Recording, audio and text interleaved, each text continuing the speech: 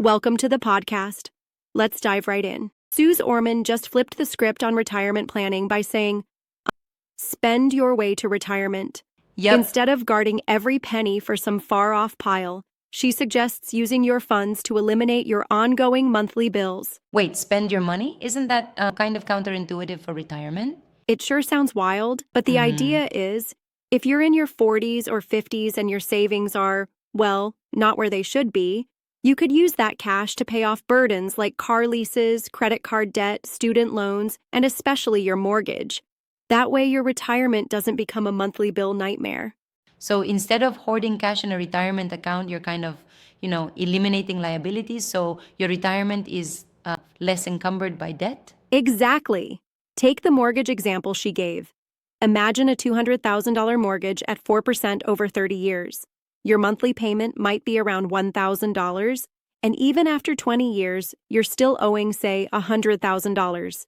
In contrast, if you had to generate that same $12,000 per year from an IRA or 401k, you'd need roughly $400,000 in retirement funds. It's like, why not just spend the money now to pay down that mortgage instead of scrambling for hundreds of thousands later? Yep. That seems sensible, but doesn't it also run the risk of draining your available cash for emergencies? What if something unexpected hits? Sure, that's a fair challenge, and it's a trade-off. But if you're already in your 50s with little saved, the chance of amassing $400,000 is, well, pretty slim. Instead, by eliminating those recurring bills, you ease the financial pressure on yourself every month.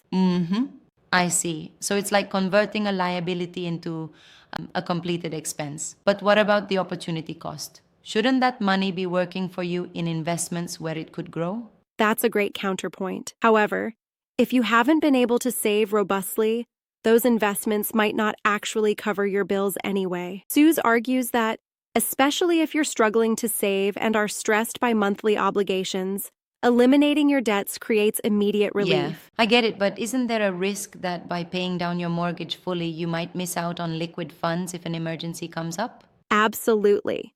It's not a one-size-fits-all strategy, but think of it this way. By spending money to retire your liabilities, like, say, buying a car and financing it for 3 years instead of leasing, you're essentially investing in a future free of those fixed costs. That can pave the way to a much less stressful retirement. Correct. So, in essence, Suze is saying that if you're not in the habit of saving enough, restructuring your expenses can be a more practical and even empowering path to retiring comfortably. Exactly. It's about rethinking what retirement means. You're not chasing an unreachable savings target. You're strategically eliminating bills so that later, your day-to-day living expenses drop significantly. Right. I have to admit, that approach, while bold, does offer a refreshing take, especially for folks who feel like traditional saving just isn't working out. Totally. It's a call to be smart with your money right now, to invest in reducing costs rather than only watching those retirement dollars accumulate slowly. And sometimes that can mean spending money to free yourself from recurring obligations. Yep. Well, this definitely gives a lot to think about, particularly in today's economic climate. Thanks for unpacking that with me. Anytime.